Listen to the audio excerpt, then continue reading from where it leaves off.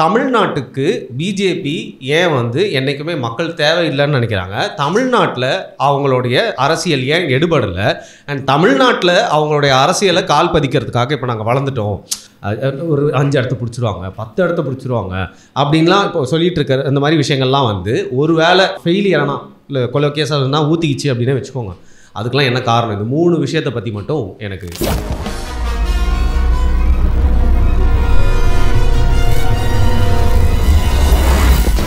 Varun டாக்ஸோட viewers எல்லாருக்குமே வணக்கம். தேர்தல் நெருங்கிடுச்சு. ஸோ அதனால் இந்த 1 வீக் ஃபுல்லாகவே நான் வந்து பொலிட்டிக்கல் வீடியோஸ் மோடில் வந்து போயிட்டுருக்கேன்.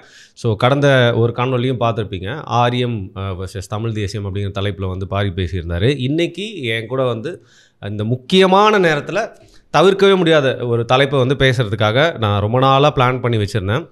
நான் அவரோட சேனலில் போய் நிறையா அவர் கூட தினம் பேசிட்டு தான் இருக்கேன்.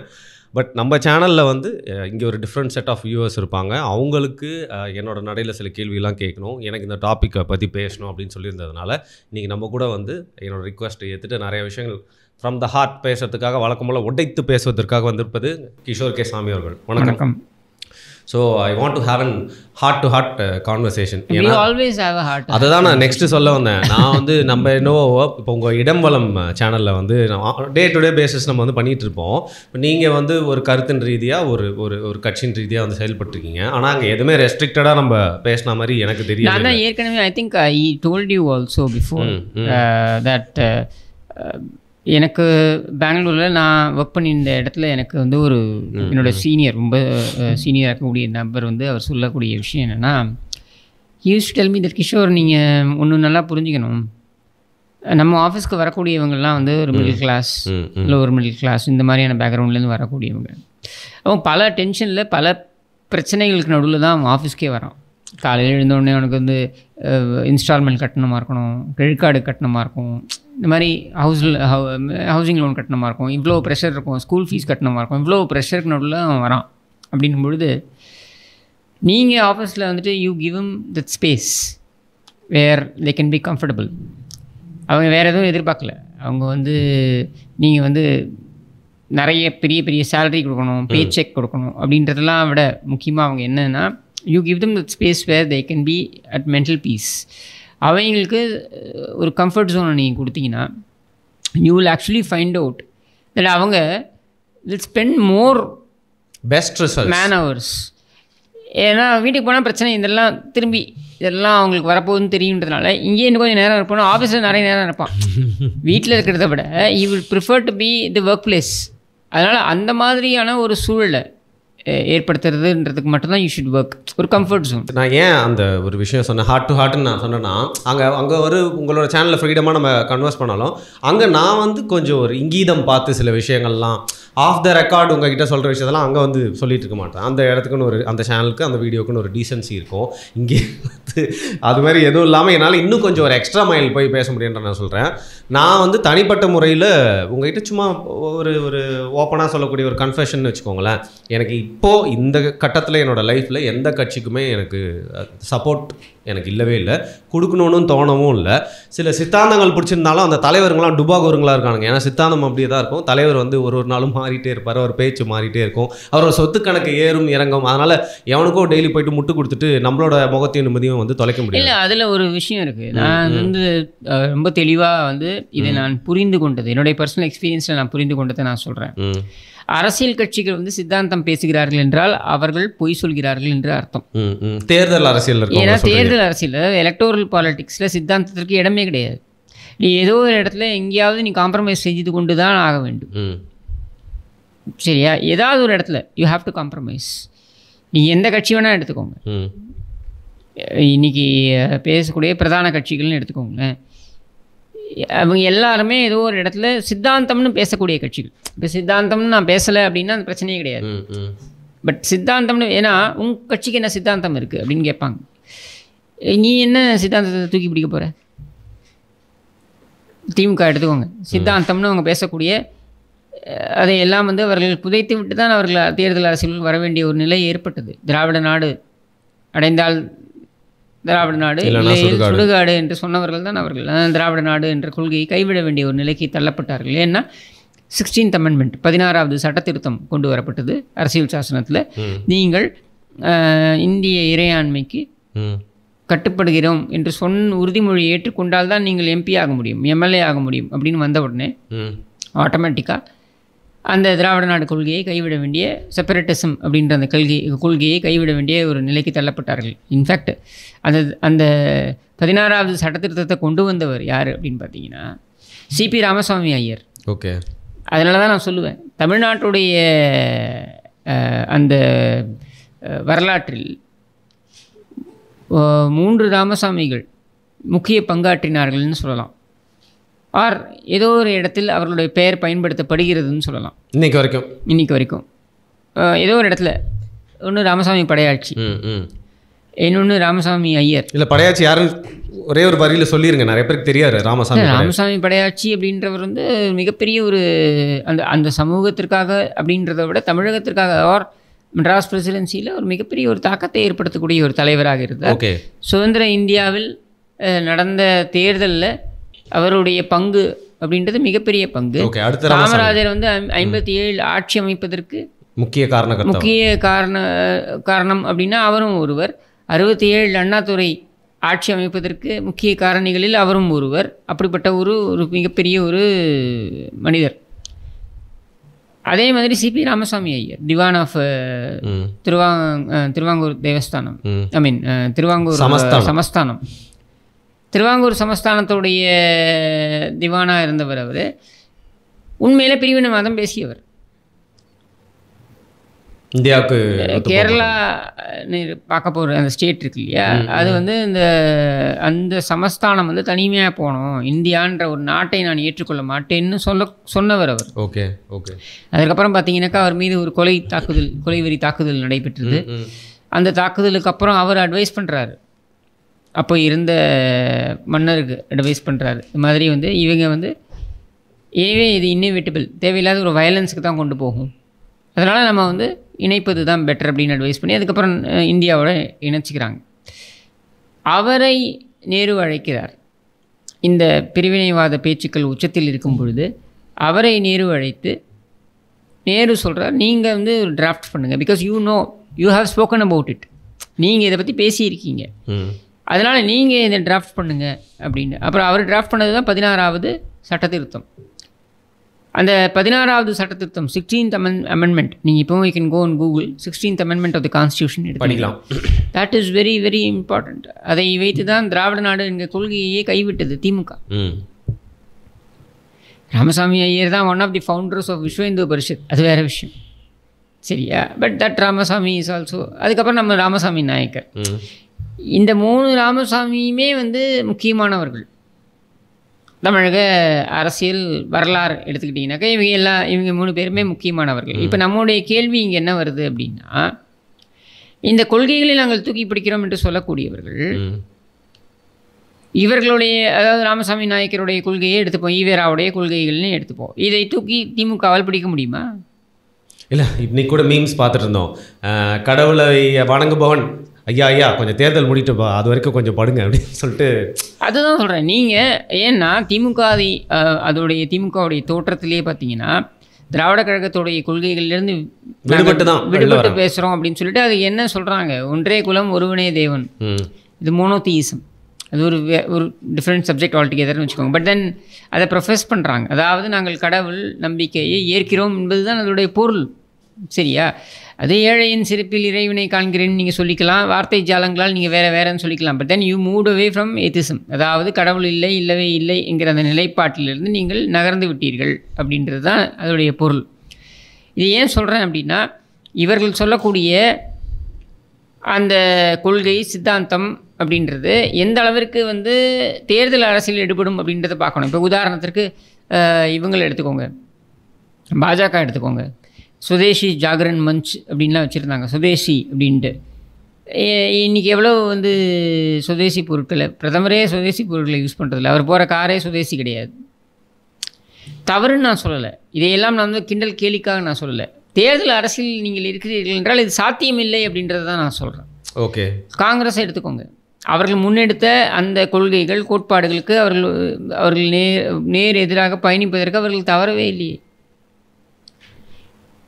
நீங்கள் காங்கிரஸ் சித்தாந்தத்திற்கும் கம்யூனிஸ்ட் சித்தாந்தத்திற்கும் நிறைய வித்தியாசங்கள் இருக்குது. நேர் எதிர். ஆனால் அவங்க வந்து அகாமடேட் பண்ணி தானே போகிறாங்க. இன்னைக்கு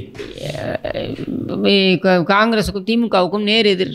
இன்ஃபேக்ட் சொல்ல வேண்டும் என்றால் திமுகவுடைய அரசியலே பார்த்தீங்கன்னா காங்கிரஸை எதிர்த்து தான், அவங்கள காலி பண்ணி தான் வருது அப்படின்னும் பொழுது. ஆனால் இன்றைக்கு திமுகவுடன் பயணிக்கிறாங்கல்ல. அப்போது இது வந்து இங்கே சித்தாந்தம்னு நீங்கள் சொல்லக்கூடியது எதுவுமே வந்து நிரந்தரம் கிடையாது.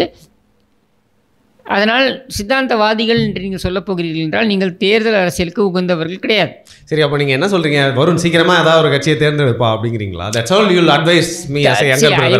I would always, somebody, even day before yesterday, somebody came to me and said, I want to join Vijay's party. I said, best of luck. அப்போ அவர் உடனே என்ன கேட்டார், ஏன் சார் நீங்கள் வந்து அதிமுக ஆதரவாளர் தானே, நீங்கள் அதிமுக சேருங்கன்னு சொல்ல மாட்டீங்களா, ஏன் சொல்லணும்னு கேட்டேன். It's one way of looking at it. தலைகீழே தான் குதிப்பான அந்த கோட்டை சாமினா இப்போ தலைகீழே குதின்னு தான் சொல்லணும். இது ஒன்று. Second way of looking at it is I respect your person choice. உங்களுடைய தனிப்பட்ட விருப்பத்தை அல்லது உங்களுக்கு ஒரு கட்சி பிடிக்கலைனாலோ பிடிக்கிறதுனால அது உங்களுடைய தனிப்பட்ட விருப்பம், அதை நான் மதிக்கிறேன். அப்போ நான் வந்து உங்கள்கிட்ட சொல்ல மாட்டேன் நீங்கள் வந்து இந்த கட்சிக்கு தான் சேர வேணும் அப்படின்னு நான் சொல்ல மாட்டேன். நான் யார்ட்டுமே சொன்னது கிடையாது நீங்கள் இந்த கட்சியில் வந்து சேருங்கன்னு நான் சொன்னதே கிடையாது. நிறைய பேர் வந்து நினைக்கிறாங்க இப்போ இவர் வந்து அதிமுக சேர்ந்ததுக்கு காரணம் கிஷோர், அவர் வந்து அதிமுக, நான் யார்கிட்டையுமே சொன்னது கிடையாது. அவங்களாம் அப்ரோச் பண்ணால் கூட அது நீங்கள் யோசிச்சு எடுக்க வேண்டிய முடிவுன்னு தான் சொல்வேன். தவிர நான் வந்து நீங்கள் போய் அதிமுக சேருங்க, திமுக சேருங்க, காங்கிரஸ் சேருங்க, பாஜக சேருங்கன்னு யார்கிட்டையுமே நான் சொன்னது கிடையாது. My stand is very clear. அரசியல் என்று வரும்பொழுது, தேர்தல் அரசியல் என்று வரும்பொழுது ரெப்ரசன்டேஷனல் பாலிட்டிக்ஸ், அதாவது பிரதிநிதித்துவ சார்ந்த அரசியல், அதாவது மக்களுடைய பிரதிநிதிகளாக நீங்கள் தேர்வு செய்வதற்காக நீங்கள் தேர்தல் அரசியலில் குதிக்கிறீர்கள். அப்படின்னும் பொழுது மக்களுடைய எண்ண ஓட்டங்களை பிரதிபலிப்பது அப்படின்றது ஒன்று, மக்களுடைய தேவைகளை பூர்த்தி செய்வது அப்படின்றது இன்னொன்று. நான் பார்ப்பது ரெண்டாவது, மக்களுடைய தேவைகளை பூர்த்தி செய்வது. மக்களுக்கு நிறைய எண்ண ஓட்டங்கள் இருக்கலாம், இதை பிரதிபலிப்பது அப்படின்றது உங்களுக்கு வாய்ப்பு கிடைக்கும் பொழுதெல்லாம் நீங்கள் செய்வீர்கள். மக்கள் இந்த மாதிரியான கோரிக்கைகளை வைக்கிறார்கள், இப்போ பாராளுமன்றத்துக்கு போகிறாங்கன்னா மக்கள் இந்த கோரிக்கைகள்லாம் வைத்திருக்கிறார்கள் அப்படின்னு சொல்லி நீங்கள் பேசலாம். அதுக்காக குழாயை போடணுன்ட்டு இங்கே பிரதமர்கிட்ட பேச முடியாது பாராளுமன்றத்தில். என் வீட்டில் இந்த ரோடில் இந்த ஸ்ட்ரீட்டில் இந்த வீட்டில் என் வீடு இருக்கக்கூடிய இந்த ரோட்டில் இந்த ஸ்ட்ரீட்டில் இந்த வீட்டில் குழா பதிக்கணும் அப்படின்னு பிரதமர்கிட்ட பேச முடியாது பாராளுமன்றத்தில். அது அவங்களுடைய வேலை கிடையாது. பட் கொள்கை வரைவுகள்னு வரும்பொழுது என்னுடைய பாராளுமன்ற தொகுதியில் இதெல்லாம் தேவைகளாக இருக்கிறது அப்படின்றத மக்களுடைய எண்ண ஓட்டத்தை பிரதிபலிக்கக்கூடிய இடத்துல எம்பி இருக்கலாம். அதே சமயத்தில் மக்களுடைய தேவைகள் என்னவாக இருக்குன்றதை புரிந்து கொள்ளக்கூடிய ஒரு நபராக எம்பி இருக்கணும், இல்லை எம்எல்ஏ இருக்கணும், இல்லை கவுன்சிலர் இருக்கணும், அந்தந்த லெவலுக்கு ஏற்ற மாதிரி. இதையெல்லாம் செய்பவர்கள் யார் அப்படின்னு பார்த்து அவர்களுக்கு வாக்களியுங்கள் அப்படின்றது தான் சரியானதாக இருக்கும் அப்படின்னு தான் நான் சொல்ல முடியும். அப்போ கூட நான் வந்து இதான் செய்ய வேண்டும் நீங்கள்னு நான் சொல்ல மாட்டேன். Cool, done. சரி, you made yourself clear. சரி, இப்போது டாபிக்குள்ளே போகலாம். நம்மளை கெஸ்ட்டு சில பேரெல்லாம் வந்து ரொம்ப தைரியமாக நான் கூப்பிடுவேன். கடைசி செகண்ட் வரைக்கும் டாப்பிக்கே சொல்லலாம் கூட அப்போ அந்த இடத்துல சொன்னாலே அவங்க அதை பற்றி பேசிடுவாங்க. ஸோ அதனால் அந்த தைரியத்தில் தான் உங்களுக்கு வேகாக தெரியும் இன்றைக்கி என்ன பேச போகிறோன்னு. பட் எக்ஸாக்ட் டாபிக் இன்றைக்கி என்ன அப்படின்னு பார்த்தீங்கன்னா, இப்போது நம்ம என்னோடய காணொலிக்காக ஒரு ரிக்வெஸ்ட்டு, திமுக அதிமுக உங்களுக்கு பிடிக்காத திமுகவாக இருக்கட்டும், பிடிச்ச அதிமுகவாக இருக்கட்டும், இல்லை மற்ற கட்சிகளாக இருக்கட்டும், நாம் தமிழராக இருக்கட்டும், எல்லாத்தையும் ஒதுக்கி வச்சுட்டு என்னுடைய ப்ரொஜெக்ஷன் இன்றைக்கி என்னென்னா, தமிழ்நாட்டுக்கு பிஜேபி ஏன் வந்து என்றைக்குமே மக்கள் தேவையில்லைன்னு நினைக்கிறாங்க, தமிழ்நாட்டில் அவங்களுடைய அரசியல் ஏன் எடுபடலை, அண்ட் தமிழ்நாட்டில் அவங்களுடைய அரசியலை கால் பதிக்கிறதுக்காக இப்போ நாங்கள் வளர்ந்துட்டோம், ஒரு 5 இடத்த பிடிச்சிருவாங்க, 10 இடத்த பிடிச்சிருவாங்க அப்படின்லாம் இப்போ சொல்லிகிட்டு இருக்கிற இந்த மாதிரி விஷயங்கள்லாம் வந்து ஒரு வேளை வாய்க்காமல் போனால், ஃபெயிலியரானா, இல்லை கொலை கேஸாக ஊற்றிக்கிச்சு அப்படின்னே வச்சுக்கோங்க, அதுக்கெலாம் என்ன காரணம்? இந்த 3 விஷயத்தை பற்றி மட்டும் எனக்கு. சரி, நீங்கள் தமிழ்நாட்டை அரசியலை நீங்கள் புரிஞ்சுக்கணும் அப்படின்னா தமிழ்நாட்டுடைய தன்மையை நீங்கள் புரிஞ்சுக்கணும். So you have to go back to history whether you like it or not. சரியா? தமிழ்நாட்டுடைய தன்மை என்ன அப்படின்ட்டு. சரி, இந்த நாடு வந்து பல மன்னர்கள் ஆட்சி செய்த நாடு. நீங்கள் பல்வேறு இடங்களில் பல்வேறு மன்னர்கள் ஆட்சி செய்திருக்காங்க. அவர்களை இணைக்கக்கூடிய விஷயமாக வாழ்வியல் முறைகள், கலாச்சாரம், மதம் இதெல்லாம் கூட இருந்திருக்கலாம்.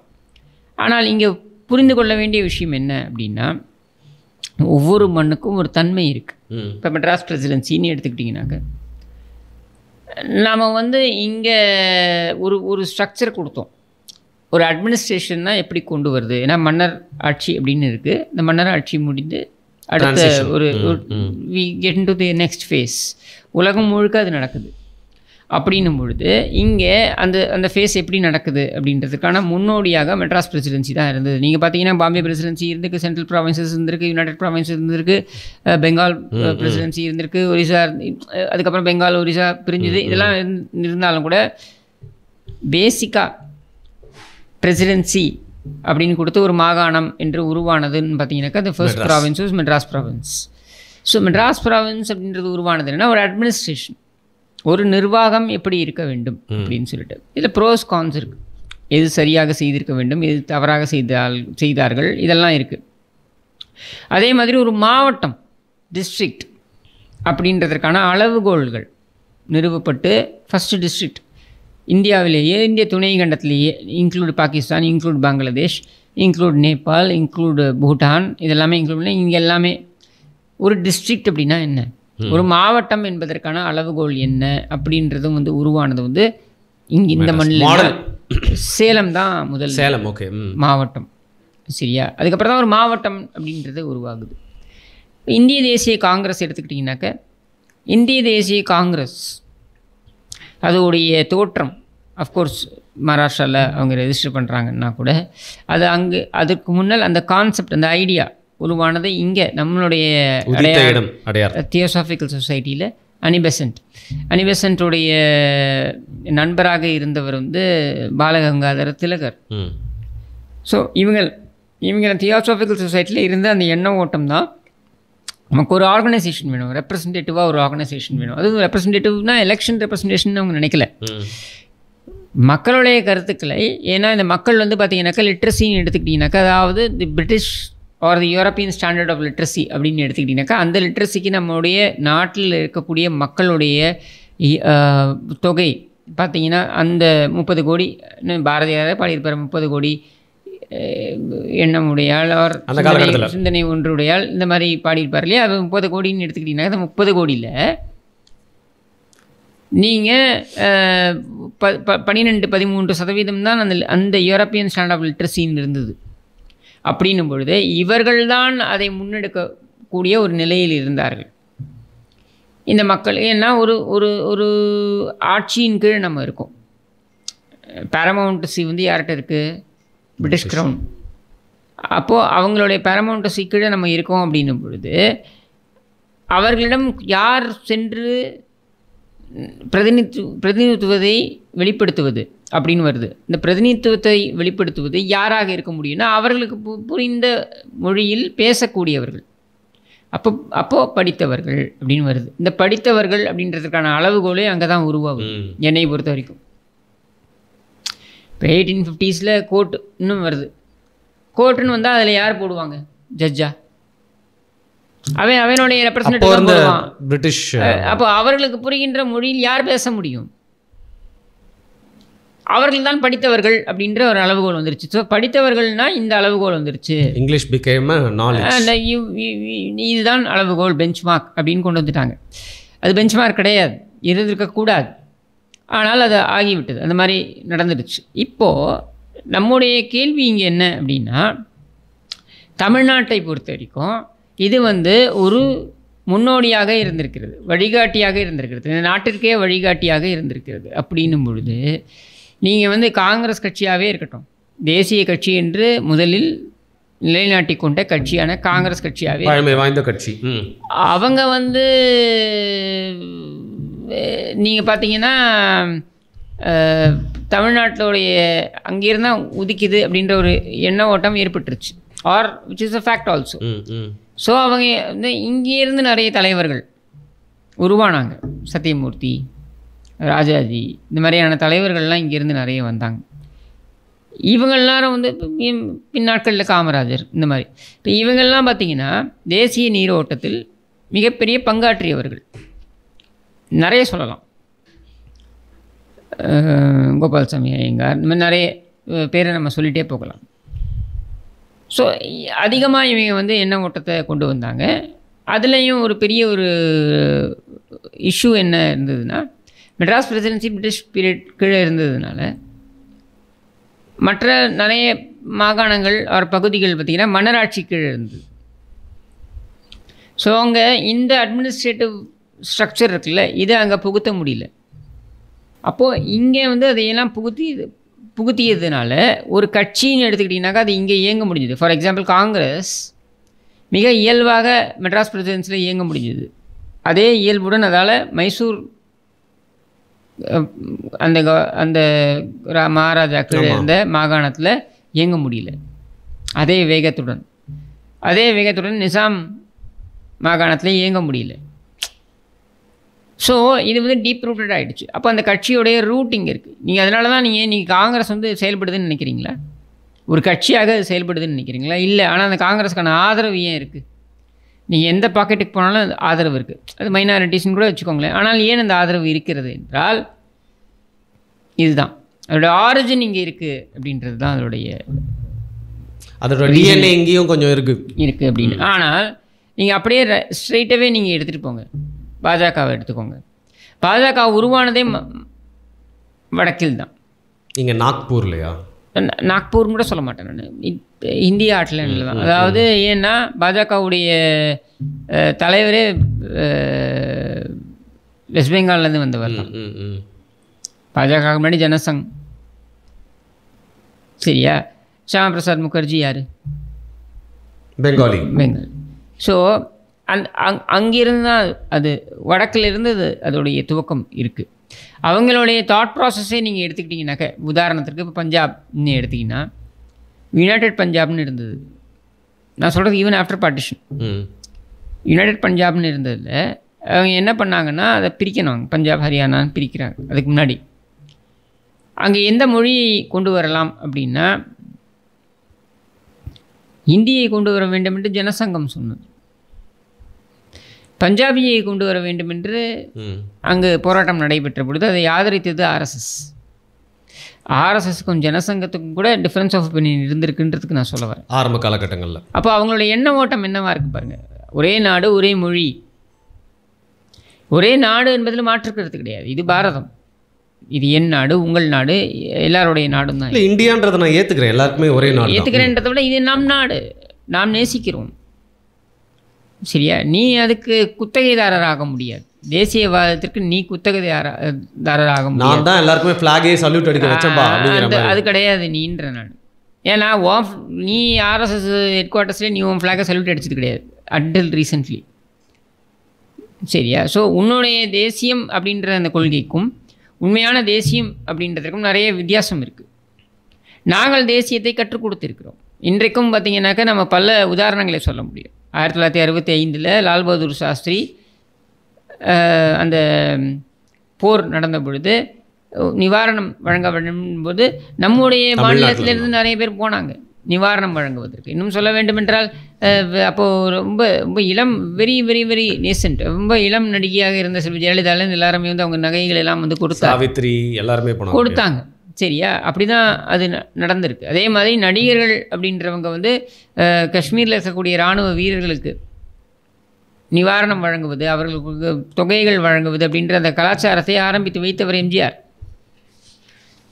சரியா? இப்படி நம்ம நிறைய சொல்லிகிட்டே போகலாம். ஸோ நம்மை பொறுத்த வரைக்கும் தேசியம் என்பதனை இவர்கள் கற்றுக் கொடுக்க வேண்டிய அவசியம் கிடையாது. இன்னும் சொல்ல வேண்டும் என்றால் தேசியம் என்றால் என்ன என்பதை நாம் கற்றுக் கொடுத்தோம் அவர்களுக்கு. Avadi conference of the Congress is a very very important moment in the freedom movementல, இம்பார்ட்டன்ட் மூமெண்ட் இந்த ஃப்ரீடம் மூமெண்ட். ஒத்துழையாமை அந்த நிலைப்பாட்டை எடுத்து வருவதற்கு அது உதவியது. இப்படி நிறைய நம்ம சொல்லிகிட்டே போகலாம். அப்படி இருக்கும் பொழுது நீங்கள் வெளியிலேருந்து வந்து ஒரு கட்சியை ஆரம்பிக்கிற மாதிரி தான் நீங்கள் பண்ணுறீங்க. உங்களுடைய கன்வர்சேஷனே பாருங்களேன், ஜின்னு பேசுகிறது, it is alien. Kakkanji, Kamaraj அப்படின்னு இந்திரா காந்தி அப்படின்னு வந்து இந்திரா காந்தி பீரியடில் பேசியிருக்கலாம். திருவள்ளுவர் ஜி வேறங்க இல்லை, நான் அப்படிலாம் வந்து காங்கிரஸ்காரங்களும் பேசியிருக்கலாம், சரியா? பட் தட்டு ஒரு கட்டத்துக்கு மேலே this become alien to us. இல்லை அப்படி இல்லைங்க, நீங்கள் சொன்ன மாதிரி தமிழக காங்கிரஸ்லேயே தமிழ்லையும் அதை கொண்டு போய் சேர்க்கறதுக்கான தலைவர்களும் இருந்தாங்கல்ல, அந்த ஒரு கனெக்ட் இருந்திருக்கும். அதுதான், அந்த தலைவர்களே இதை ஒரு கட்டத்துக்கு மேலே கைவிட்டார்கள். சரியா? நீங்கள் ஆனால் என்னென்னா நீங்கள் என்ன பண்ணுறீங்கன்னா அவையினுடைய சர்டிஃபிகேஷனை வாங்குறதுக்காக நீங்கள் துடிக்கிறீங்க. மோடி யார்? நீ எப்படி தமிழ்நாட்டில் இருந்தோ அந்த மாதிரி குஜராத்தில் இருந்தால் மோடி. அதே தான் இந்திரா காந்திக்கும் நான் சொல்லுவேன். இப்போ நீங்கள் பார்த்தீங்கன்னா வசந்தகுமார், மறைந்த வசந்தகுமார், விஜய் வசந்த் இருக்கார்ல அவங்க அப்பா, பார்த்தீங்கன்னா we are saluting at your feet அப்படின்னு இவ்வளோ முழு பேஜ் இது கொடுப்பார், ஆடை கொடுப்பார் அவங்களுடைய பிறந்த நாளில். இவங்க வந்து எடப்பாடி பழனிசாமி வந்து காலில் விழுந்தார் அது இதுன்னு பேசுவாங்க. சரி, நீங்கள் என்ன பண்ணுறீங்க? அவராவது தமிழச்சி காலில் தான் விழுந்தார், அதான் ஆசி பெற்றார், அவ்வளவுதான். சரியா? நீங்கள் என்ன பண்ணுறீங்க?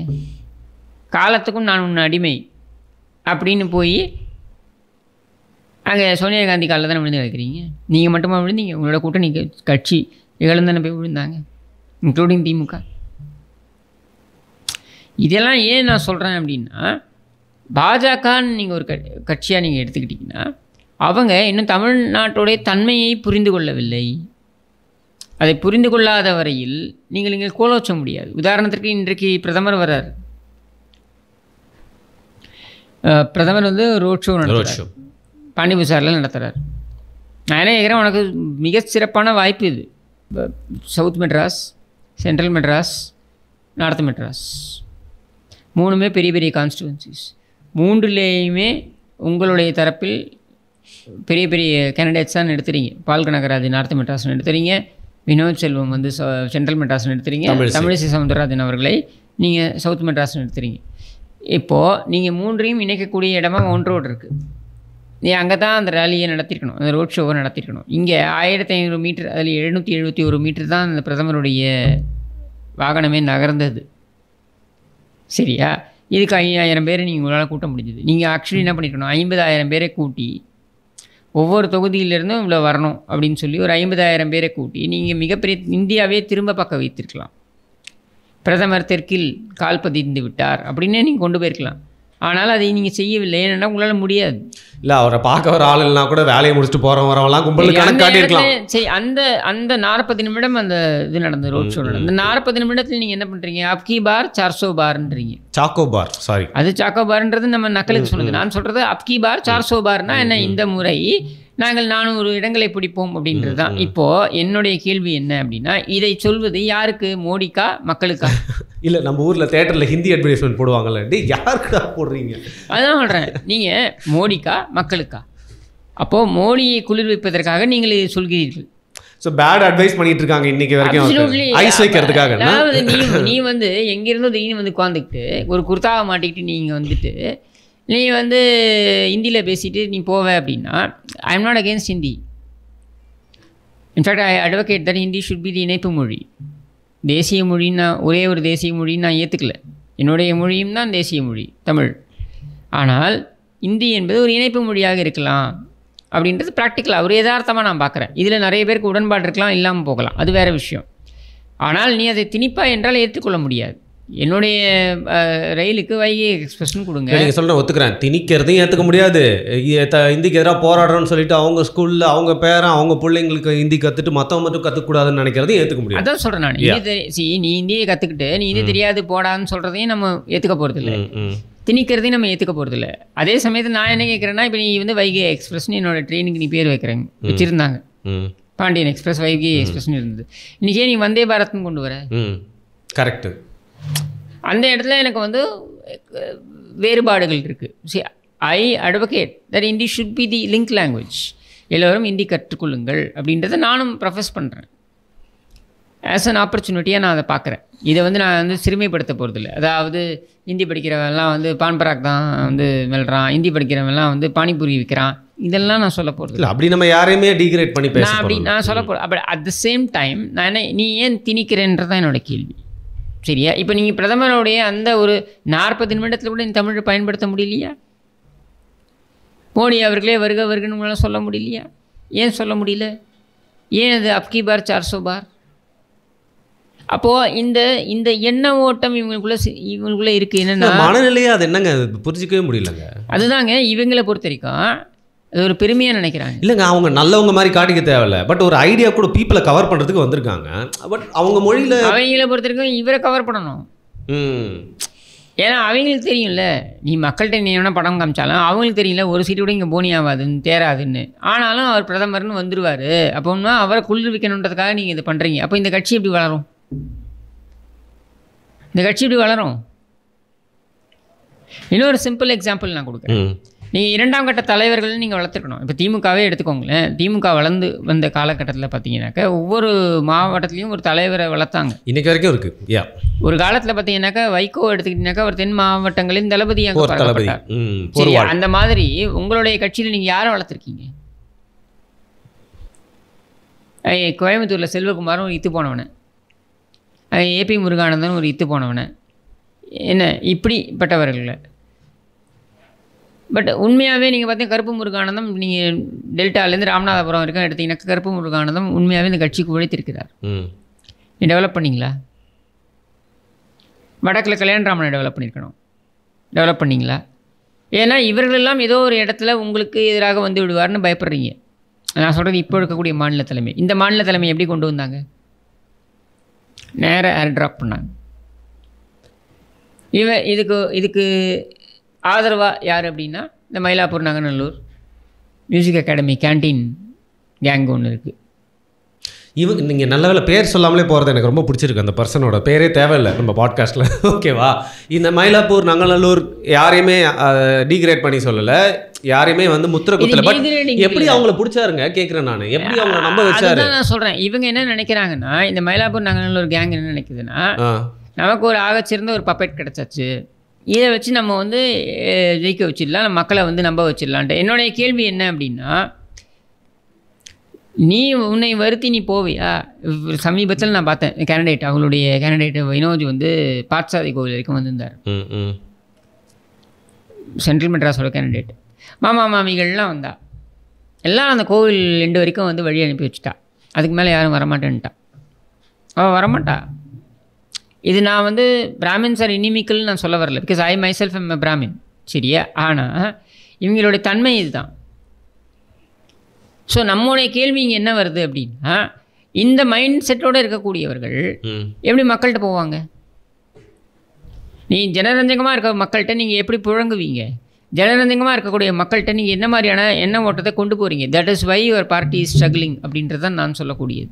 இல்லை, ஆனால் இப்போ இன்னொரு இருக்குது. இப்போ ஒரு சைடு சொல்லிட்டீங்க, ஏன் வந்து ஒரு சான்ஸ் இருந்தும் அவங்க தக்க வச்சுக்கல, 2ஆம் கட்ட தலைவர்கள்லாம் உண்டாக்கியிருக்கலாம். இப்போ இருக்கிறதோட இன்னும் கொஞ்சம் அதை பண்ண மாட்டாங்க. ஏன் பண்ண மாட்டாங்கன்னா, டெல்லியிலேருந்து எவ்வளோ வருவான். இப்போ சுதாகர் ரெட்டின்னு ஒருத்தன் வந்து பொறுப்பாளர்னு போட்டிருக்காங்க. சரி, இந்த சுதாகர் ரெட்டி யார்? சுதாகர் ரெட்டிக்கு தெரியுமா? தமிழ்நாட்டில் கன்னியாகுமரி எங்கே இருக்குது, நாகப்பட்டினம் எங்கே இருக்குது, திருச்சி எங்கே இருக்குதுன்னு தெரியுமா? மேப்பில் காட்ட முடியுமா? ஆனால் இந்த சுதாகர் ரெட்டி இஸ் இன்சார்ஜ். இது எல்லா தேசிய கட்சியிலையும் இருக்கக்கூடிய பிரச்சனை, இன்க்ளூடிங் காங்கிரஸ். சரி, அவங்க வந்து கட் அவுட் வைப்பாங்க, போஸ்டர் அடிப்பாங்க. அவனுக்கு ஏன் அடிக்கிற நீ? அவன் வேலை என்ன? இங்கிருந்து மேலிடத்தை கொண்டு போய் தகவல் சொல்கிறது, இவ்வளவு தானே அவன் வேலை. ஆனால் நீங்கள் வந்து என்ன பண்ணுறீங்க? அவன் என்னமோ கடவுள் மாதிரி அவனுக்கு வந்து அவன் வந்து ஜின்னு அவன் ரெண்டு போய் சுற்றிக்கிட்டு அவன் கொடுக்குற ரெக்கமெண்டேஷனுக்காக தூங்கிக்கிட்டு இதெல்லாம் எதுக்கு அப்படின்ற கேள்வி வருது இல்லை? இப்போது நீங்கள் தேசிய கட்சிகள், ஒரு தேசிய கட்சியாக பார்க்கப்பட்ட காங்கிரஸ் கோலோச்சியது எப்போன்னு பாருங்கள். காமராஜர் அகில இந்திய காங்கிரஸோட தலைவராக உருவானார், பீக்கில் இருந்தார். சரியா? அதே மாதிரி சத்யமூர்த்தி ஐயர், ராஜாஜி, இவையெல்லாம் காங்கிரஸ் இருக்கும்பொழுது தேசிய அளவில் ஒரு மிகப்பெரிய ஒரு பங்காற்றினார்கள். அதனால் அந்த கட்சிக்கான ஈர்ப்பு இங்கே இருந்தது, தமிழ்நாட்டிலேருந்து இருந்தது. சரியா? வாழப்பாடி ராமமூர்த்தி அவர்கள், மூப்பனார், இவங்களோட அந்த எரா முடிஞ்சிருச்சு. வாழப்பாடி அண்ட் மூப்பனார் இவங்களோட தேசிய கட்சிகளுக்கு பிரதிநிதித்துவம் தமிழ்நாட்டிலிருந்து அப்படின்ற எரா முடிஞ்சிருச்சு. நீங்கள் என்ன தான் அமைச்சர்னு பேர் அளவுக்கு வச்சாலும் கூட, இங்கேருந்து நீங்கள் ஆட்களை கொண்டு போனாலும் கூட, அங்கே வந்துட்டு ஒரு ப. சிதம்பரத்துக்கு அகமது பட்டேலுக்கு கிடைத்த முக்கியத்துவம் கிடைத்ததா என்றால் இல்லை. சரியா? அப்படி இருக்கும் பொழுது தேசிய கட்சியை வந்து யாரும் பொருட்டாக எடுத்துக்கிறது இல்லை தமிழ்நாட்டில். ஏன் இவங்க ஆக சிறந்த ஜால்ராக்கில் தான் இருக்க போகிறாங்க. நீங்கள் ஒரு டிகே சிவகுமாரை பார்க்குற மாதிரி, ஒரு டிகே சிவகுமாரை சோனியா காந்தி கால் பண்ணி பேசுகிறாங்க. அந்த மாதிரி ஒரு செல்வ பெருந்தையை கால் பண்ணி பேசுவாங்களா? Not anymore. அப்போது அந்த இடத்துல இந்த தேசிய கட்சிக்கு மரியாதை இல்லாமல் போயிடுது. தேசிய கட்சிக்கு மட்டும் இல்லை, அங்கே இருக்கக்கூடிய தலைவருக்கும் மரியாதை இல்லாமல் போயிடுது. Power diffuse. அதே மாதிரி இங்கே ஒரு மாநில தலைவராக இருக்கக்கூடியவரை பிரதமர் வராரு, வந்து உட்காந்துக்கிட்டு முதுகில் டொப்புன்னு அடிக்கிறாரு. சரியா? நம்மளுடைய கேள்வி இங்கே என்ன வருதுன்னா, நீங்கள் இதே மாதிரி மாநில தலைவர்களாக இருக்கக்கூடிய வேறு சில மாநிலங்கள் எடுத்துப்போம், எடியூரப்பா முதுகில் இப்படி அடிக்க முடியுமா? முடியாது. அப்போ அது செல்லக்குட்டி அந்த மாதிரி இல்லையா, என்னோட சிஷ்யன்டா அந்த மாதிரி இல்லையா? அது அப்படி பார்த்தாலும் கூட நான் என்ன கேட்குறேன்னா, இங்கே தேவை என்ன? ஒரு ஸ்ட்ராங் லீடர். நீ என்ன வளர்க்கணும்னு பார்க்குற? உன்னோட சிஷ்யனை வளர்க்கணும்னு பார்க்குற. அப்போது இங்கே அவனை எப்படி லீடராக பார்ப்பான் மக்கள்? ஆப்டிக்ஸ் எடுத்துக்கோங்க, பேட் ஆப்டிக்ஸ்.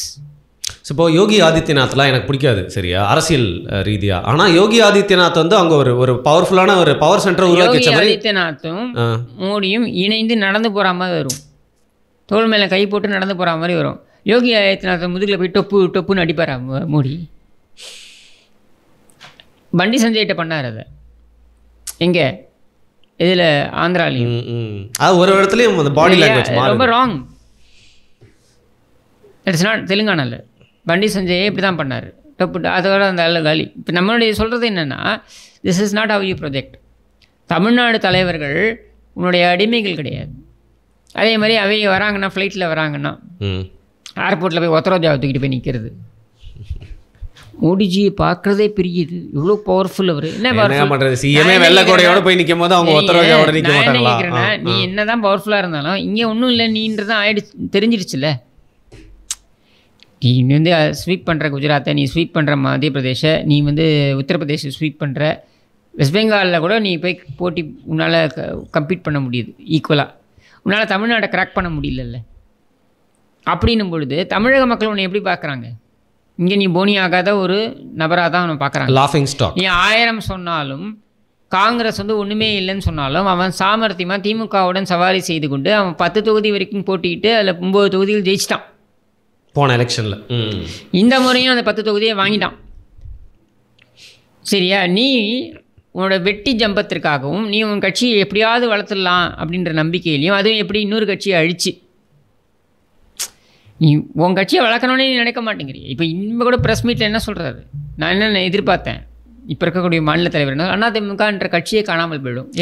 அதாவது நம்ம பொண்டாட்டியை நல்லா பார்த்துக்கிறதுல அடுத்த பொண்டாட்டி ஓடி போயிடணும், அது மாதிரியே அந்த மாதிரி என்ன மாட்டோம். அதிமுக காணாமல் போயிடும். எப்படி காணாமல் போகும்? 50 ஆண்டுகள் இங்கே இந்த மாநிலத்தில் வேரூன்றி இருக்கின்ற கட்சி, அது காணாமல் போய் தான் உன் கட்சி வளரணும்னு உனக்கே தெரிஞ்சிருக்கு. அப்போ உன் ஆழ் மனசில் அது காணாமல் போகணும்னு இருந்திருக்கு. அது இன்றைக்கி வெளில வந்துருச்சு. உன் மைண்டு வாய்ஸ் இன்றைக்கி வெளியில் வந்துருச்சு. அப்போடைய உன்னுடைய எண்ணம் ஒரு தோழமை கட்சியுடன் அது வளர வேண்டும், அது வளர வேண்டும் கூட விட்டுருங்க, அதுவும் இயங்க வேண்டும்ன்ற எண்ண ஓட்டமே உங்ககிட்ட இல்லை அப்படின்றது தெளிவாயிடுச்சு. சந்தோஷப்படுங்க, உங்கள் கட்சிக்கு பிடிச்ச ஏதோ ஒரு 7.5 முடிஞ்சிருச்சு அப்படிங்கிற மாதிரி நினச்சி. இல்லை, அது வேறு விஷயம். நான் என்ன சொல்ல வரேன்னா, இது மாதிரி நிறைய சந்திச்சிருக்குங்க இந்த கட்சி. வந்து இதோ இப்போ தான் சந்திக்குதுன்னெலாம் கிடையாது. இது மாதிரி நிறைய பிரச்சனைகளை இந்திரா காந்தி இருந்த பொழுதாக இருக்கட்டும், ராஜீவ் காந்தி இருந்த பொழுதாக இருக்கட்டும், நரசிம்மராவ் இருந்த பொழுதாக இருக்கட்டும், அல்லது வாஜ்பாய் இருந்த பொழுதாக இருக்கட்டும், இப்போ மோடி இருக்கும் பொழுதாக இருக்கட்டும், இது நிறைய நம்ம சந்திச்சிட்டோம். இல்லை, அது அதிமுகவோட ஒரு ரூட், அது ஒரு பெரிய ஹிஸ்ட்ரி. பட் நான் என்ன கேட்க வரேன்னா, இப்போ சில பேரை வந்து பிடிச்சி வச்சுருக்காங்கல்ல. ஃபஸ்ட்டு ஒரு 0%லேருந்து ஒரு 2% இருந்துச்சா, 2லேருந்து ஒரு 3%. இல்லை எங்கே பார்த்தாலும் இவர் பாஜகவில் இருக்கார், பாஜகவில் போய் சேர்றாங்க, இந்த மாவட்டத்தில் பாஜக. அந்த பார்வை அந்த கொஞ்சம் பேர் எப்படிங்க பிடிச்சாங்க? சரி, அது நிறைய இருக்கும். ஏன்னு நான் சொல்கிறேன்னா, இவையெல்லாம் நான் பாஜகவோட ஐடென்டிஃபை பண்ணியிருக்கிறது எதற்காகன்னு நினைக்கிறீங்க? பாஜக சக்ஸஸ்ஃபுல் இன் டெல்லி. இவன் 2 முறை ஆட்சிக்கு வந்துட்டாங்க, 3ஆம் முறையும் இவங்க வரப்போகிறாங்க, அடுத்த 5 வருஷம் இவங்க தான் ஆட்சியில் இருக்க போகிறாங்கன்ற எண்ண ஓட்டம் பரவி இருக்கிறதுனால இதில் நம்ம என்ன ஆதாயம் தேடலாம் வரக்கூடியவர்கள் தான் முக்கால்வாசி பேர். இதை நான் ஒத்துக்கிறேன். இன்னொரு விஷயம் நான் சொல்கிறது ஹார்ஷாக இருக்கலாம் கொஞ்சம். சில சிறுபான்மை ஒன்றுமே இல்லை வாஸ். 2009 பார்த்தீங்கன்னா நான் பார்த்துருக்கேன் நேரடியாக. 2009 சர்ன்னு காரு பறக்கும், எல்லாம் காங்கிரஸ் கொடி வச்சுக்கிட்டு. ஆமாம், எவ்வளோ பேர் இருப்பாங்க. என்ன நீ ஆட்சி போனதுக்கப்புறம் ஒரு காரை பார்க்க முடிஞ்சதா உங்களால்? யுவராஜான ஒருத்தர் இருந்தார், இளைஞர். அவர் இப்போ நல்ல நண்பர். இல்லை, அவர் போனார்னா அவர் பின்னாடியே ஒரு 10 கார் போகும். இன்னைக்கு என்ன ஏன் அப்படின்னா, இவ்வளோதான் தேசிய கட்சிகள். இவன் டெல்லியில் கோல வச்சுறாங்க. அதாவது இவங்க சொல்லக்கூடியது என்ன தெரியுமா, மோடி மாதிரி ஒரு சாணக்கியர், அரசியல் சாணக்கியர் இருக்க முடியுமா? இல்லை சாணக்கியான்னு யாரை சொல்கிறாங்கன்னா அமித்ஷாவை சொல்லுவாங்க. சரி, மோடி அமித்ஷாவில் 10 வருஷம் இங்கே ஒன்றும் கேட்ட முடியல. ஏன் முடியல? இவர் வந்து அவதார புருஷன் ஸ்ரீராமச்சந்திரமூர்த்தியே வந்து பிறந்திருக்காங்க. அதான் நினைக்கிறேன்னா ஒன்றும் கேட்ட முடியல. நீ வரைக்கும் ஒன்றும் கேட்ட முடியல. நீ வரைக்கும் நீ உதாரணம் தானே ஊட்டிகிட்டு இருக்க, ஒன்றும் பண்ண முடியல. அப்புறம் என்ன பெரிய சாணக்கியர்? சாணக்கியம் இங்கே எடுபடலைன்னு எடுத்துக்கலாமா? ஏன் எடுபடலைன்னா you have not betted on the right person. ஒன்று. ரெண்டாவது, ஒன்றை துதி பாடுறதுக்கு இங்கே இருக்கக்கூடிய நபர்கள் வளரணும் அப்படின்னு நீ நினச்சேன்னா அது நடக்க போகிறதில்ல. அப்படி அவங்க அதை தான் செய்ய போகிறாங்கன்னா அவங்க தமிழ்நாட்டிலிருந்து அந்நியப்பட்டு போய்விடுவார்கள். இதை புரிந்து கொண்டாலே போகிறோம். இங்கே தேவை, இன்றைய தேவை, ஒரு தேசிய கட்சி தமிழ்நாட்டில் வேறு ஒன்ற வேண்டும் அல்லது வளர வேண்டும் என்று நினைத்தால் அவர்கள் இந்த மோடிஜி, ஜாடிஜி, சோனியாஜி, கோனியாஜி இதெல்லாம் விட்டுவிட்டு இங்கே தமிழ்நாட்டுடைய தலைவன் நான் அப்படின்னு சொல்லணும். இல்லை, நீங்கள் முக்கியமான ஒரு விஷயம் சொன்னீங்க. ஆதாயத்துக்காக நிறையா பேர் வந்து எப்படியாவது பிஜேபியில் சேர்ந்தால் அப்படி ஆயிடலாம், அந்த கப்பலை பிடிச்சி இந்த ஆர்பரை வாங்கி அப்படிதான் நிறைய. அது ஒத்துக்கிறேன். ஆனால் இன்னொன்று இருக்குது, சரியா? இன்னொரு சைடையும் நம்ம பார்க்குறேன். எனக்கு தோன்ற கரெக்டாக இல்லையான்னு சொல்லுங்கள். சில சிறுபான்மை சமூகங்கள், அதாவது கிறிஸ்தவர்களில் சில பேர், முஸ்லீம்களில் சில பேர் வந்து பார்த்தீங்கன்னா கொஞ்சம் யோசிக்காமல் சில தவறுகள் செஞ்சிடறதுனால இங்கே நியூட்ரலாக இருந்த, இங்கே பெரும்பான்மை இந்துக்கள் தான், அவங்க தான் இன்றைக்கி வரைக்கும் பாஜக வளர விடாமல் தடுத்துட்டு இருக்காங்க. அந்த உண்மையை நம்ம ஏற்றுக்கணும். ஆனால் அதில் இருக்கிற சில இந்துக்கள் ட்ரிக்கர் ஆகி இந்த பாஜக தான் நம்மளோட சமூகத்தை காப்பாற்று அப்படின்னு போயிருக்காங்கல்ல சில பேர். நான் சொல்கிறேன், அவங்களுக்கு அந்த இந்துக்களுக்கு இந்த மாதிரி ட்ரிகர் ஆகி போன இந்துக்களுக்கு என்னுடைய கேள்வி என்னென்னா, பாஜக உங்களுக்கு என்ன செய்திருக்கிறது? எதுவுமே செய்யலையா? எதுவுமே இல்லைன்றதான் நான் சொல்கிறேன். எல்லாமே ஒரு போலி பிம்பம் இங்கே கட்டமைக்கப்பட்டிருக்கிறது. இந்த பிம்பத்தை கட்டமைப்பதற்கு காங்கிரஸ், திமுக போன்ற கட்சிகள் உதவி இருக்கின்றன. உதாரணத்துக்கு சொல்லணும்னாக்கா இப்போ சாவர்கர் எடுத்துக்கோங்க. வீர சாவர்கர் எடுத்துக்கிட்டிங்கனாக்க சாவர்கரை பற்றி அதிமுகவையும் சேர்த்துக்கணும். நீங்கள் அதிமுகவையும் சேர்த்துக்கணும். நுழைவதே இல்லை. அதிமுக இந்த லாவணி கச்சேரியில் நுழைவதே கிடையாது. அதிமுக மக்களுடைய பிரச்சனைகளை மட்டும்தான் அது பிரதானப்படுத்துமே தவிர இந்த மாதிரியான விஷயங்கள்லாம் எடுத்து அது பேசிகிட்டு இருக்காது, விவாத பொருளாக்காது. நீங்கள் காங்கிரஸ் என்ன பண்ணுது? ராகுல் காந்தி என்ன பண்ணுறாரு? சாவர்கரை கொண்டு போய் நேர பாஜகவிடம் கொடுக்கிறார். சாவர்கரை வசைப்பாடி பாஜகவிடம் கொண்டு போய் கொடுக்கிறார். நீங்கள் புரிந்து கொள்ள வேண்டிய விஷயம், சாவர்கர் அவருடைய வாழ்நாளிலேயே அவர் ஆர்எஸ்எஸ் சித்தாந்தத்துடன் ஒத்துப்போனது கிடையாது. அவர் இந்து மகாசபாவுடைய தலைவராகத்தான் இருந்தார். அவருக்கும் ஆர்எஸ்எஸ்க்கும் நிறைய கருத்து வேறுபாடுகள் இருந்தது. அப்படின்னும் பொழுது இதை புரிந்து வைத்து கொண்டு தான் இந்திரா காந்தி என்ன பண்ணுறாங்க, அவருடைய தபால் தலையை வெளியிடுறாங்க. அரசியல் பண்ணுறாங்க. அரசியல் பண்ணுறாங்கன்றதை விட அவங்க புரிஞ்சு வச்சுருக்காங்க. டிப்ளமேட்டிக்காக சாவர்கர் வந்து ஒரு தேசிய தலைவராக பார்க்கப்பட வேண்டியவர், பட்டேல் தேசிய தலைவராக பார்க்கப்பட வேண்டியவர், முத்துராமலிங்க தேவர் திருமகனார் தேசிய தலைவராக பார்க்கப்பட வேண்டியவர்கள். இவர்களை கொண்டு போய் நீங்கள் அப்படியே கொடுக்கிறீர்கள் ஒரு கட்சிக்கு. அந்த கட்சிக்கும் தேசியத்திற்கும் சம்பந்தமே கிடையாது என்பதைத்தான் நான் வாதமாக வைக்கிறேன். என்றால் அவர்களுடைய ஃபார்மேட், அவர்கள் தேசியம் என்று வைப்பதற்கான அளவுகோல் என்பது உண்மையான தேசியம் கிடையாது அப்படின்றத தான் நம்ம சொல்கிறோம். ஏன்னா அவர்கள் மதத்தையும் தேசியத்தையும் பிணைக்க பார்க்குறாங்க. அது பிணைக்க முடியாது. மதம் என்பது தனி, தேசங்கள் உருவாவதற்கு முன்னரே ஏற்படுத்தப்பட்ட அமைப்பு அது. சரி, அதை நீ ஒரு தேசத்துடன் நீங்கள் இணைக்க முடியாது. ஏதாவது இடத்துல தொடர்புகள் இருக்கலாம், பட் அதை இணைக்க முடியாது. இணைக்க பார்ப்பது தான் நான் ஏற்றுக்கொள்ள முடியாது அப்படின்னு நான் சொல்கிறேன். அப்போ பாரத் மாதா என்ற கான்செப்ட் காங்கிரஸ் கொண்டு வந்த கான்செப்ட். தேசத்தை ஏதோ ஒரு இடத்துல ஒரு இணைப்பை ஏற்படுத்த வேண்டும் என்பதற்காக கொண்டு வந்தப்பட்ட கான்செப்ட் அது. அதை கொண்டு போய் நீங்கள் பாஜகவிடம் ஒப்படைத்து விட்டீர்கள். இப்போ எந்த பாஜக கூட்டத்தையும் பாரத மாதா கி ஜெயின்றான். பாரத மாதான்ற கான்செப்டை கொண்டு வந்து காங்கிரஸ் தானே. அதே மாதிரி நீங்கள் வந்து என்ன பண்ணுறீங்க, சாவர்கர் போன்ற நபர்களை கொச்சைப்படுத்துவதை நீங்கள் ஒரு வழிமுறையாக, உங்களுக்கு அதுக்கு சம்மந்தமே கிடையாது. காங்கிரஸின் சில கருத்துக்களை எதிர்த்திருக்கலாம் சாவர்கர், அது இந்து மகாசபா என்கிற அடிப்படையில் தான் தவிர ஆர்எஸ்எஸ் என்ற அடிப்படையில் அவர் எதிர்க்கவில்லை. அப்போ நீங்கள் என்ன பண்ணுறீங்க, அவரை பற்றி தவறாக பேசினால் அதை உங்கள் மதச்சார்பற்ற அப்படின்ற ஒரு தாட் ப்ராசஸ்க்கு நீங்களாக நினச்சிக்கிட்டு சாவர்கரை கொண்டு போய் நேராக கொண்டு போய் பாஜகவிடம் கொடுத்து விட்டீர்கள். பட்டேலை கொண்டு போய் பாஜகவிடம் கொடுத்து விட்டீர்கள். இதையெல்லாம் நீங்கள் செய்ததுனால தான் இன்றைக்கு பாஜக வந்து அவர்கள் தான் இந்துக்களுடைய காவலர்கள் போலவும், அவர்களுடைய பிராண்ட் இந்துத்துவம் தான் உண்மையான இந்துக்களுடைய எண்ண ஓட்டம் போலவும் ஒரு போலி பிம்பம் இங்கே ஏற்படுத்தப்பட்டிருக்கு.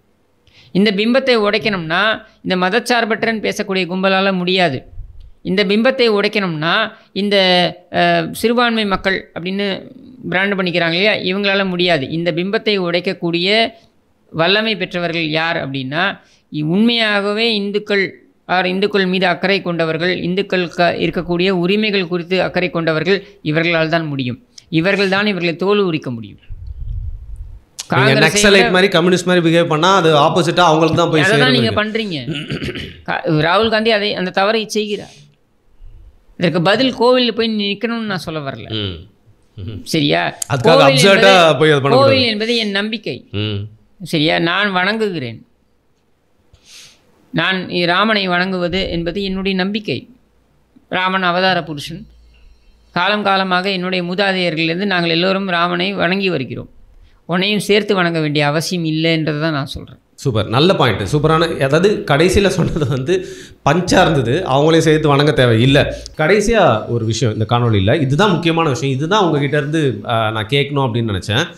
இந்த வீடியோவோட அப்ஜெக்டிவே இதுதான் இருக்கணும். நம்ம லேமன் பார்த்துருக்காங்கன்னா அவங்களுக்கு புரிய வேண்டிய முக்கியமான விஷயம் இதுதான். தமிழகத்தில் கால் பதிக்கிறதுக்காக கடந்த சில ஆண்டுகளாக பாஜக மக்களை பிரித்தாளும் சூழ்ச்சி, இல்லை ஒரு மத பதற்றம், இந்த மாதிரி என்னென்ன விஷயங்கள்லாம் விஷமத்தனமான விஷயங்கள்லாம் செஞ்சுருக்காங்க தமிழ்நாட்டு பாஜக. அப்படி நீங்கள் தமிழக பாஜகவுடைய பேசிக் இதுலேயே தாட் ப்ராசஸ் எடுக்கல. Conversion is a problem. நான் இல்லைன்னு மறுக்கலை. மதமாற்றம் செய்வது, அது கட்டாய மதமாற்றமாக செய்வது அப்படின்றது சில பகுதிகளில் நடந்து கொண்டிருக்கலாம். இது ஒரு பிரச்சனை, இல்லைன்னு நான் மறுக்க போகிறதில்லை. பட் நீங்கள் அதை அரசியல் படுத்துகிற பேர் வழி நீங்கள் ஒரு அரசியல் கட்சி தூக்கி பிடித்து பேச வேண்டிய அவசியம் கிடையாது. சமூகத்தில் இருக்கக்கூடிய பெரியவர்கள் இது குறித்து பேச வேண்டும்.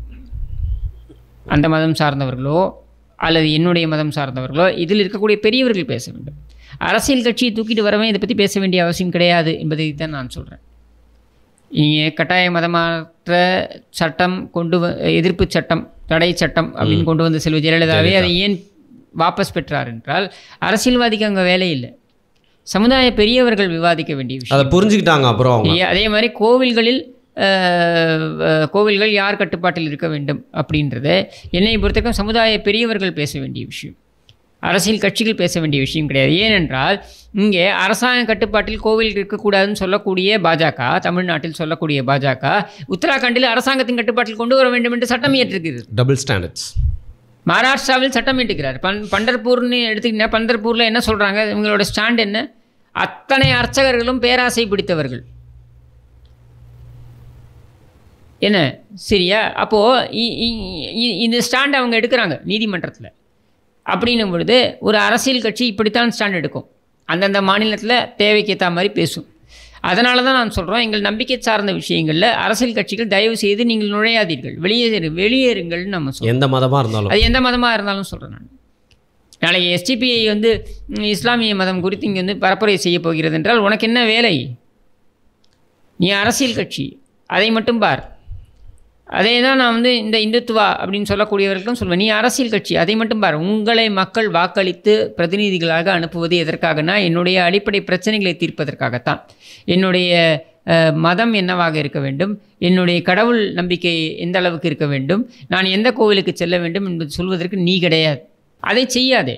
இப்போ ஈவேரா கோவிலுக்கு செல்பவன் காட்டுமிராண்டி, கோவிலை நம்புபவன் முட்டாள் அப்படின்னு அவர் பேசுகிறார். அப்படின்னா அந்த கொள்கையிலிருந்து விடுபட்டு தானே திமுக உருவாக்கப்பட்டது. ஒன்றே குலம் ஒருவனே தேவன் சொல்லி தானே விடுபட்டு தானே அது உருவானது. இப்போ திமுக தலைவர்கள் அது பேசுகிறாங்க, சனாதனத்துக்கு ஒழிப்போம் கிழிப்போம்னு. தேவையில்லாத பேச்சு தான். அதே தேவையில்லாத பேச்சைத்தான் பாஜகவும் செய்கிறது. என்ன, நாங்கள் சனாதனத்தை காப்போம். நீ யார் காக்கிறதுக்கு, நீ யார் ஒழிக்கிறதுக்கு? சனாதனம் என்பது என்றைக்கும் இருக்கக்கூடியது. ஏற்றத்தாழ்வுகளை ஒழிப்போன்னு பேசியிருக்கணும். அது அழிவில்லாதது. சரியா? அப்படின்னும் பொழுது நீ ஒழிக்கவும் முடியாது, நீ காக்கவும் முடியாது. இது ரெண்டுமே நீ செய்ய முடியும். ஏன்னா உங்களுக்கு அப்பாற்பட்டது. நீ வச்சிருக்கிறது அரசியல் கட்சி, நீ வச்சிருக்கிறது அரசியல் கட்சி. ரெண்டு புறம்போக்குங்களுக்கும் என்ன வேலை? இதில் பச்சையாக சொல்கிறேன் நான். இதை எதிர்ப்பவர்கள், ஆதரிப்பவர்கள், நாங்கள் விவாதித்துக் கொள்கிறோம். அரசியல் கட்சிகள் ஏன் நுழைகிறீர்கள் இதில்? இதுதான் கேள்வி. ஜாதிய பிளவு அரசியலும், ஜாதி வந்து அரசியலில் ஜாதின்றது நீங்கள் தவிர்க்க முடியாது. பிளவுபடுத்துகிற அரசியலும் பண்ணாங்க இல்லையா பாஜக? பண்ணுறாங்களே, இப்போ கூட பேசுகிறாங்களே. சரியா? நான் என்ன சொல்ல வரேன், ஒவ்வொரு அரசியல் கட்சியும் சாதியை தூக்கி பிடித்து பேசுவது அப்படின்றது தவிர்க்க முடியாத ஒரு விஷயமா இன்றைக்கி வந்துருச்சு. சாதிக்கு அப்பாற்பட்டு இயங்கக்கூடிய கட்சிகள்னால் மெயின் ஸ்ட்ரீம் கட்சிகள் இருக்குது. இப்போ உதாரணத்துக்கு அதிமுக எடுத்துக்கோங்க, திமுக எடுத்துக்கோங்க. இவர்கள் சாதியை கடந்து திங்க் பண்ணோம். அதனால தான் நீங்கள் பார்த்தீங்கன்னா இவர் ஸ்டாலினை வந்து ஒருத்தர் சந்திக்க வர்றாரு கிருஷ்ணகிரியிலேருந்து, நீ கவுடாவான்னு கேட்குறாரு அப்படின்னா அது ஏன் பேச்சு பொருள் ஆகுதுன்னா நீ ஏன் அதை சிந்திக்கிற அப்படின்ட்டு. ஆனால் பிரதிநிதித்துவம்னு வரும்பொழுது நீங்கள் சாதிகளை சிந்திக்க வேண்டிய அவசியம் ஏற்படுது. ஏன்னா ஒரு சாதிக்கும் பிரதிநிதித்துவம் கொடுக்க வேண்டியது. இத்தனை சாதிகள் இருக்குன்னா இத்தனை சாதிகளுக்கும் பிரதிநிதித்துவம் கொடுக்க வேண்டிய அவசியம் இருக்குது. ஸோ சாதி என்பது அரசியலில் பிரிக்க முடியாத ஒரு விஷயம். ஆனால் மதம் என்பது பிரிக்கக்கூடிய ஒரு விஷயம். நான் இந்த மதங்களையெல்லாம் கடந்து சிந்திக்கக்கூடிய ஒரு தன்மை கொண்டிருக்கிறேன்னு சொல்லக்கூடியவன் தான் ஒரு அரசியல் கட்சியில் இருக்க வேண்டும் நான் நினைக்கிறேன். ஏன்னா நீ தேர்தல் அரசியல் இருக்கக்கூடியவன். தேர்தல் அரசியலின் விடுபட்டு நீ என்னன்னாலும் பேசு. இப்போ ஆர்எஸ்எஸ் பேசுவதையெல்லாம் நான் வந்து பெரிய விஷயமா எடுத்துக்க போகிறதில்லை. ஆனால் ஆர்எஸ்எஸ் பேசுவதை பாஜக மூலமாக அவர்கள் செயல்படுத்துவார்கள்னா அங்கே கேள்வி கேட்குறேன் நான். இதுதான் ஓகே. திக பேசுவது எனக்கு பிரச்சனை கிடையாது. ஏன்னா அதற்கு எதிர்வினை ஆற்றக்கூடிய வல்லமை எனக்கு இருக்கிறது. ஆனால் திக பேசுவதை திமுகவும் பேசும் என்றால், உதயநிதி ஒரு அமைச்சராக இருந்து அதை பேசுவார் என்றால் அதை நான் கேள்வி கேட்கிறேன். ஏன்னா நீ அனைவருக்குமான அமைச்சர், நீ இதை பேசக்கூடாது. எல்லாருக்குமான பிரதிநிதி அப்படின்னும் போது நீ அதை பேசக்கூடாது. சரியா? இதுதான் இந்த டிஸ்டிங்ஷனை நம்ம புரிஞ்சுக்கணுன்ற. அப்போ ஏற்கனவே இதை செய்து கொண்டிருக்கின்ற ஒரு திமுகன்ற ஒரு கட்சி இருக்கும்போது அதுக்கு நேர் எதிராக பாஜக என்ற கட்சியும் செய்ய களத்தில் இறங்கும் என்றால் இது எங்கே போய் முடியும்? நாம ஏன் திமுகவை தீய சக்தின்னு சொல்கிறோம்? நம்ம ஏன் சொல்கிறோம்?